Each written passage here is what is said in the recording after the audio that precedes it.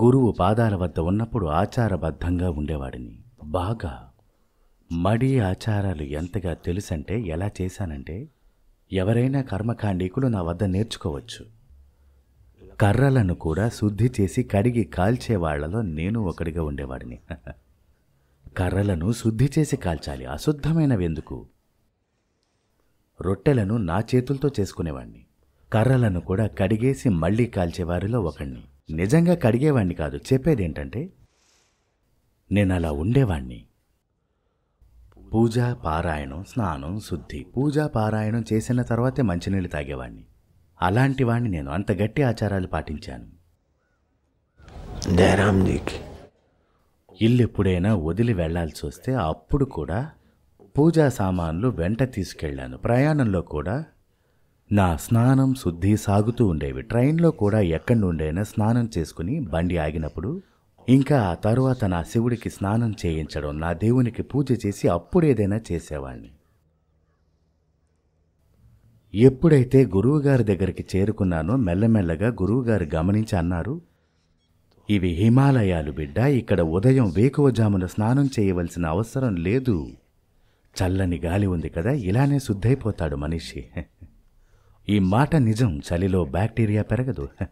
ఫ్రిడ్జ్లో వస్తువు ఉంచితే స్వచ్ఛంగా ఉంటాయి. ఇప్పుడు నువ్వు చూసావు కదా, ఇంతటి చలి వాతావరణంలో ఉదయాన్నే స్నానం చేయకపోయినా పర్వాలేదు, మానసిక స్నానం చేసుకో. మళ్ళీ సూర్యోదయం కాగానే చెయ్యి. మొదట్లో అనిపించేది సంత్ మహాత్ములు పవిత్రత గురించి మాట్లాడతారు, కానీ గురువుగారు ఆలస్యంగా స్నానం చేయంటున్నారు. కొంచెం అవాక్కైతే అయ్యాను, కానీ ఆ తర్వాత అనిపించింది సాధువు మాటలు విశిష్టమైనవి, సాధువు ప్రవర్తన అద్వితీయం. సాధువులను అర్థం చేసుకోవాలంటే మొదట సాధువుగా మారాలి. యునో, మీ ఆలోచనతో సాధువును అంచనా వేస్తే అది పెద్ద తప్పే. యునో.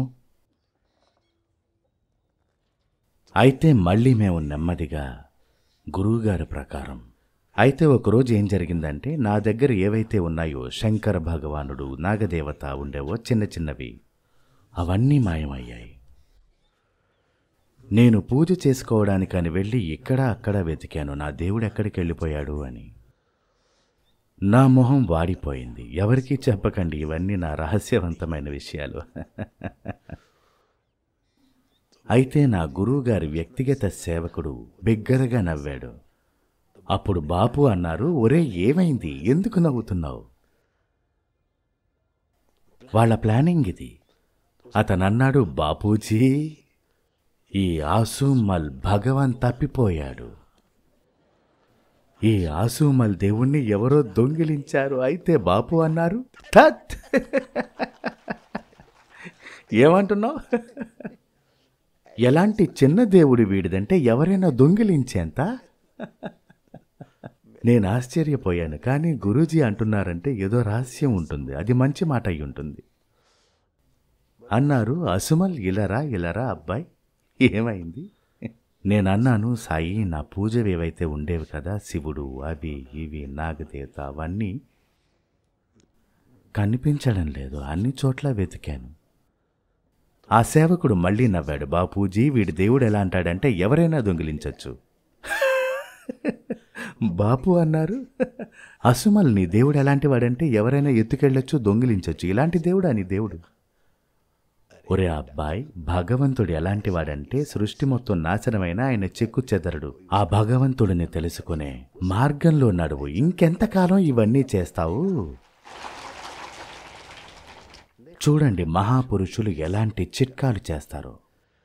ఆ రోజు నుండి నాకు దేవుని మార్గం ఎలాంటిది దొరికిందంటే, ఇప్పుడు మహాప్రళయం ఏంటి, అత్యంత ప్రళయం ఏంటి, నిత్య ప్రళయం, నైమితిక్ ప్రళయమైనా మహాప్రళయమైనా కూడా నా దేవుణ్ణి నా నుంచి ఎవరూ దొంగిలించలేరు.